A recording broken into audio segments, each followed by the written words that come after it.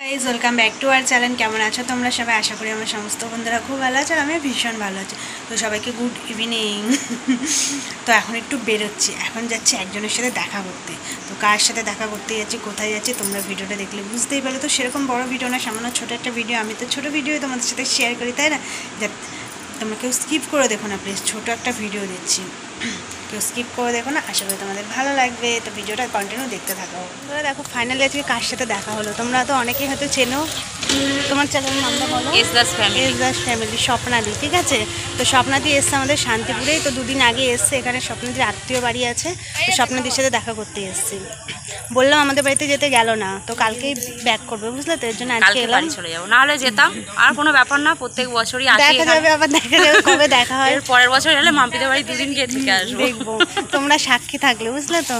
দেখা যাবে কতদিন মানে যায়, আবার কবে নেক্সট। তো দিদির সাথে দেখা হতো, ভীষণ ভালো লাগলো। তোমরা একদিন এরকম হুটহাট করে চলে এসো মাম্পির বাড়িতে। আমি তো সবাইকে আসতে বলি, যাদের সাথে কথা হয় সবাইকে আমি আসতে বলি। না, মাম্পির সত্যি, মাম্পির কথাবার্তা খুবই ভালো লাগে, ওর ব্যবহার খুবই ভালো। তোর জন্য আমি আগে শান্তিপুরে এসে আমি না মাম্পির সাথে আমি দেখা করবো, একটু হলেও দেখা করব। তো বাড়িতে ডেকেছিল, বললাম বাড়িতে আর যাওয়া হবে না, রাস্তায় চলো দেখা করি, আর একদিন বাড়িতে গিয়ে ঘুরে আসবো।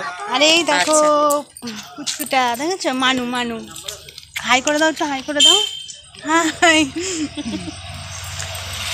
ছেলেকে আর নিয়ে আসি না, আজকে দিদিও ছেলেকে আনি, আমিও আনিনি, কারণ ছেলের পরীক্ষা, এর জন্য আর আনিনি। যে ওকে পড়তে দিয়ে আমি বললাম যাই, বেশিক্ষণ দাঁড়ালে হবে না, কারণ 1 তারিখ থেকে পরীক্ষা, এর জন্য এসছি তাড়াহুড়ো করে দেখা করে। হ্যাঁ, আবার পরে আবার দেখা হবে নিশ্চয়ই। হ্যাঁ হ্যাঁ। তো গাইজ বাড়ি চলে এসেছি অনেকক্ষণ। তো এসে ছেলের এখানে আবার বসেছি, ছেলেকে তো পড়তে বসিয়ে রেখে গেছিলাম। তো এখন বাজে 7:45, আমি যখন যাই তখন বাজে 6:30। তো 7:30টার মধ্যে তো আমি রিটার্ন বাড়ি চলে এসেছি। তো বেশিক্ষণ তো আর দাঁড়ায়নি। তো দিদির সাথে দেখা হয়তো ভীষণ ভালো লাগলো। তো দিদি যেহেতু কালকেই ব্যাক করবে, তো দিদি এসছে মনে হয়, কবে এসছে, 2 দিন হয়েছে। আমি বলছিলাম বাড়িতে আসতে, তো এলো না, বললো যে না কার সাথে যাবো, এদিকটা অতটা চেনেও না, এর জন্য আসেনি। তো বললো তো পরের বছর আসবে, তো দেখা যায়। প্রত্যেক বছরই নাকি এই সময়টাই আসে। তো দিদি যেখানে মামা শ্বশুর বাড়ি, বুঝলে তো? তো গোবিন্দপুরে, আমি যেখানে সঙ্গে যাই সেখানে ওই জায়গাতে মামা শ্বশুর বাড়ি। তো দেখা যাক পরের বছর যদি আসে, তো দেখা হয়তো ভীষণ ভালো লাগলো। কী বলতো, যাদের সাথে কথা বলি না, সবার সাথে না একটু দেখা করতে ভীষণ ইচ্ছে করে। আমার ইচ্ছেও আছে সবার সাথে একটু দেখা করার। তো জানি না কার সাথে হবে কার সাথে হবে না, তা বলতে পারছি না। দিদির সাথে দেখা হয়ে খুব ভালো লাগলো।